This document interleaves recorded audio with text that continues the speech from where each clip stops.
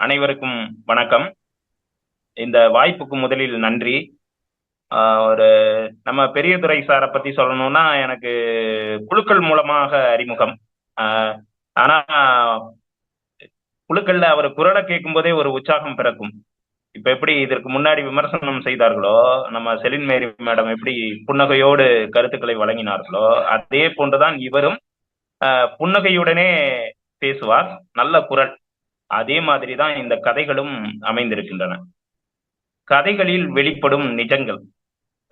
என்னன்னா, எல்லோரும் சொல்றாங்க இது ஒருவேளை முதன்மை கதாபாத்திரமாக இவர் இருப்பாரோ அப்படிங்கிற ஐயம் வருகிறது.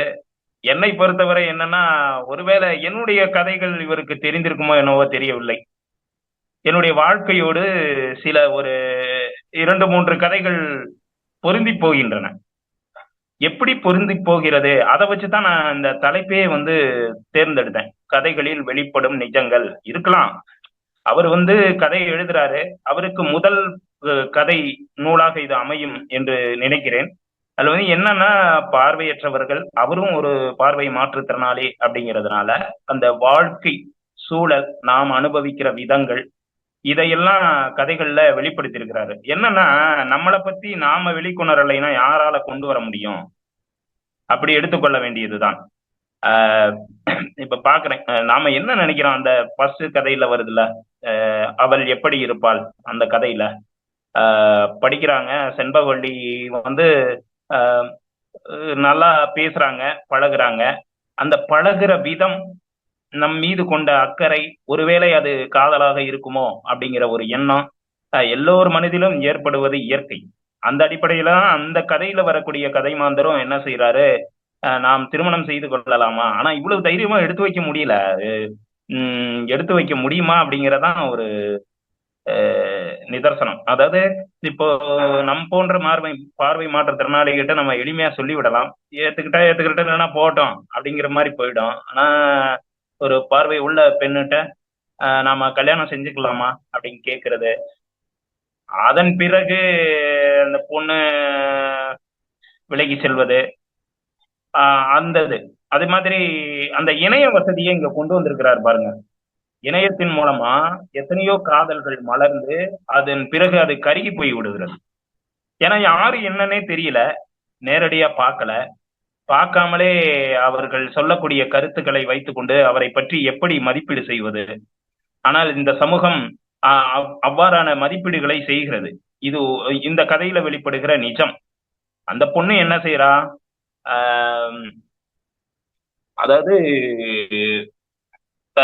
ரோஸ்லினா, அந்த பொண்ணு என்ன சொல்றான்னா,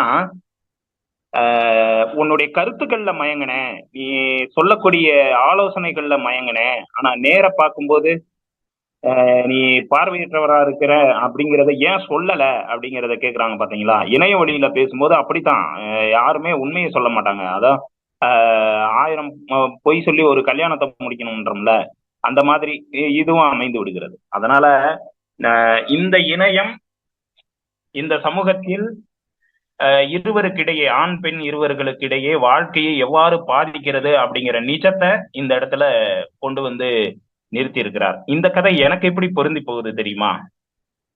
நான் என்னன்னா, கல்லூரி படிக்கும்போது நான் பெண்கள் அதிகமா இருக்கும். நான் படிச்ச கல்லூரியில 50 பெண்கள்னா ஒரு 8 பசங்க தான் இருந்தோம். அது மாதிரி எம்ஏ படிக்கும்போது ஒரு இதே போலதான், ஒரு 25 பெண்கள், ஒரு 8 பசங்க, இப்படிதான் இருந்தோம். இப்படி இருக்கும்போது அது மாதிரி பிஎட் படிக்கும் போதோ எப்பவுமே நான் அவங்களா பேசணும்னு நினைக்கிறது, பெண்களா நம்ம முன்னாடி பேசணும் அப்படிங்கிற ஒரு எண்ணம். அப்படி இருக்கும்போது இப்படியே எதிர்பார்த்து எதிர்பார்த்து ஆண்டு இறுதிக்கு வந்துடும். கடைசியில முடிய போற ஒரு மாதத்திற்கு முன்னாடி தானா பேசுவாங்க, என் பேரு இது, என் பேரு இது, என்னை தெரியுமா, இப்படி எல்லாம் கேட்கிற வழக்கம் உண்டு. இதே போலதான் எம்ஏ படிக்கும்போது ஒரு பிள்ளை நான் கொண்டு வந்த சாப்பாடெல்லாம் நீங்க சாப்பிடுவீங்களான்னு கேட்டு சாப்பாடெல்லாம் கொண்டு ஏன் சாப்பிட்றதுக்கு என்னன்னு சொல்லிட்டு கொடுத்துருக்குறாங்க. அது மாதிரி இதுக்கு அப்புறம் நீங்க எந்த ஊர்ல இருப்பீங்க, என்ன மாதிரி இருப்பீங்க அப்படின்றது, அது மாதிரி நீங்க என்ன மாதிரி பொண்ணை விரும்புறீங்க, இப்படி கேட்டது. இந்த மாதிரி கேட்டும் கூட வெளிப்படையா நம்மளால பேச முடியல. ஆனா அந்த நினைவுகள் இன்னைக்கும் நமக்கு வாழ்க்கையில நிஜமா இருக்கு. ஆனா இந்த கதையில வரக்கூடிய அதாவது மற்றவர்களோடு நெருங்கி பழகணும்னா நமக்கு பழக்கம் நிறைய கிடைக்கும் அப்படிங்கிறது இதுல வெளிப்படுது. அப்புறம் அந்த இது இருக்குல்ல, எது ஆம், இந்த சின்னத்தாய் இந்த இது இருக்குல்ல, அந்த கதை மௌனம். இந்த மௌனம் கதையில வரக்கூடிய இது பாத்தீங்கன்னா நிறைய வசதி வாய்ப்புகள் இருக்கு, படிக்கிறான், எல்லாம் அந்த சொத்து பாகங்களை பிரிக்கிறாங்கல்ல, பிரிக்கும் பொழுது இவனுக்கு என்ன அப்படின்னு சொல்லிட்டு நல்ல விளைச்சல் தரக்கூடிய நிலங்களை எல்லாம் பிரிச்சுக்கிட்டு கடைசியில ஒரு ஒரு வீடை மட்டும் இந்த பையனுக்கு கொடுத்து, அந்த பார்வை மாற்றுத்திறனாளிக்கு கொடுத்து ஒதுக்கி விடுகிறார்கள். இதை பார்த்து கொண்டு இருக்கிற அந்த வீட்டுல பணி செஞ்ச அம்மா, அந்த அம்மா ஏத்து கேக்குறாங்க, இதெல்லாம் இந்த நம்ம ஒரு நேர்மையா இருந்த ஒரு குடும்பத்துல இப்படி ஒரு அநீதி நடக்கணுமா அப்படின்னு கேட்கும்போது அந்த பையனோட அண்ணன் ஒய்ஃபு வேலைக்காரன் ஆகிய அதுன்னு சொல்லி விரட்டி விடுறது. அதுக்கப்புறம் அந்த பொண்ணை இழிவா பேசி, அதாவது நீ அவனுக்கு கல்யாணம் பண்ணி கொடுத்து சொத்துக்கள் எல்லாம் முடக்க பாக்குறியா அப்படின்னு கேட்கிறதா இருந்தாலும் சரி. அப்போ ஒருவேளை அந்த பொண்ணுங்கிற பொண்ணு இவன் மீது காதல் கொண்டிருக்கலாம், திருமணம் வரைக்கும் கூட சென்றிருக்கலாம், நல்ல அன்புடையவளாக இருக்கிறாள். ஆனா அந்த குடும்பத்துல இருக்கிறவங்க அதை கெடுத்து விடுகிறார்கள் பாருங்க. அதாவது சொத்துக்கள்ல பங்கு வரும், இதெல்லாம் நிஜம்ங்க. நிறைய பார்வையற்றோர் வாழ்க்கையில நடந்திருக்குது. ஒரு அந்த அதுவும் ஒரு நார்மல் குடும்பத்துல, சராசரி குடும்பத்துல, சொத்து பத்து எதுவும் இல்லாத குடும்பத்துல இருந்தா அந்த பிரச்சனை வராது. இவன்ட்ட என்ன இருக்கு இங்க எடுத்துட்டு போறதுக்குன்னு போயிடும். ஆனா இந்த சொத்துக்கள் இருக்கிற இடத்துல நிறைய சிக்கல்கள் இருக்கு.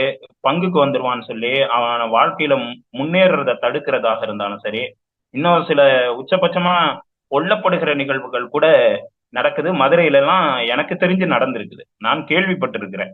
அந்த மாதிரி கடைசியில அந்த பொண்ணு, அதாவது ஒரு பணியாளராக இருந்தாலும் கூட கௌரவமிக்க ஒரு குடும்பமா இருக்கிற சூழல்ல அவனை பார்க்க போகும்போது நீ நல்லா இருந்தா போதும்பா அப்படின்னு சொல்லி அந்த பொண்ணோட தாய் சொல்றது, தன்னுடைய உணர்வுகளை கட்டுப்படுத்தி அந்த பொன்னி விலகி செல்வது, இப்படியான நிஜங்கள் இந்த கதை மூலமா நிறையவே வெளிப்பட்டிருக்குது. அது மாதிரி பாருங்களேன், எட்டாச்சுரம், அத என்ன சொல்றது நானு, அதாவது உங்களுக்கு தெரியுமோ தெரியல, என்ன தெரியல, என்னுடைய வாழ்க்கையில ஒரு 3-4 சம்பவங்கள் இந்த மாதிரி நடந்திருக்குது. அதனாலதான் நான் கதையில வெளிப்படுறது அத்தனையுமே நிஜம்னு சொல்றேன் நான்.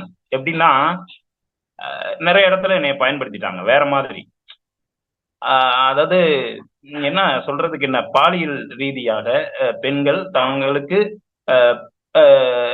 அருகில் இருப்பவர்களை, அதாவது மற்றவர்களுக்கு ஒரு நம்ம பார்வை மாற்றுத்திறனாளி அப்படிங்கிறதுனால உதவி செய்வதன் மூலமாக இவர்கள் நெருங்கி பழகுகிறார்கள் என்று மற்றவர்கள் எண்ணங்களிலே தவறாக தோன்றாது.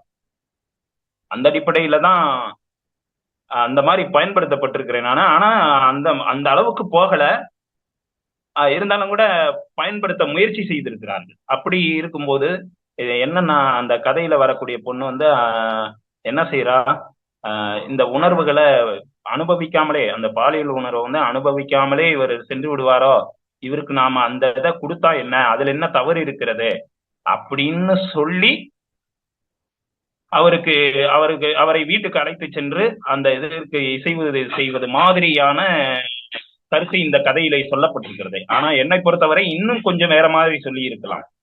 அவர்களே விரும்பி பயன்படுத்துவார்கள், அதுதான் உண்மை. ஆனா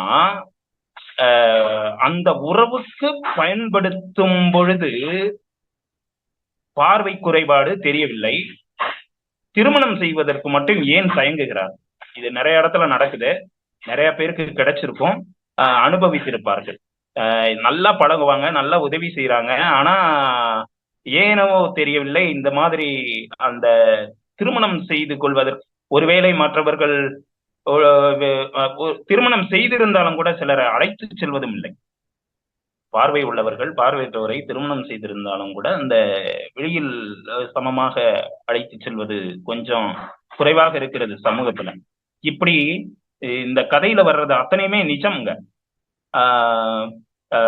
அந்த அந்த கணபதிக்கு பாலியல் இன்பம் தர முயற்சிக்கிற அந்த பெண் ஏன் திருமணம் செய்து கொள்ள சம்மதிக்கவில்லை அப்படிங்கறதான் கருத்து. இதுதான் சமூகத்துல நிகழுது எங்கோ. ஆனா இன்னும் கூட கதையை சார் வந்து பெரியதுரை சார் வந்து இன்னும் கதைகளை இணைச்சிருக்கலாம். எனக்கு தெரிஞ்சு நிறைய ஒரு சில பார்வை உள்ளவர்களை விரும்பி திருமணம் செய்து கொண்டு அவர்களுடைய வளர்ச்சிக்கு ஊன்றுகோலாக கூட இருந்திருக்கிறார்கள் என்று கேள்விப்பட்டிருக்கிறேன். கரூர்ல, சென்னையில, இதே மதுரையில இப்படியெல்லாம் கேள்விப்பட்டிருக்கிறேன். அந்த மாதிரி கதைகளையும் எழுதலாம் நிறைய. ஆனா ஒண்ணு, பார்வை மாற்றுத்திறனாளிகள் வந்து பார்வை மாற்றுத்திறனாளிகளை கதை மாந்தர்களாக வைத்து படைப்பதில் ஒன்றும் ஆச்சரியம் இல்லை என்று சொன்னாலும் கூட அந்த யதார்த்தம், இதுதான் யதார்த்தம். அப்புறம் வேற யாருதான் நம்மளை பத்தி சொல்ல முடியும் அப்படிங்கிறது. நிறைய நிஜங்கள் சொல்லப்பட்டிருக்குது. காலத்தின் அருமை கருதி இந்த அளவில் நிறைவு செய்து கொள்கிறேன். நன்றி, வணக்கம்.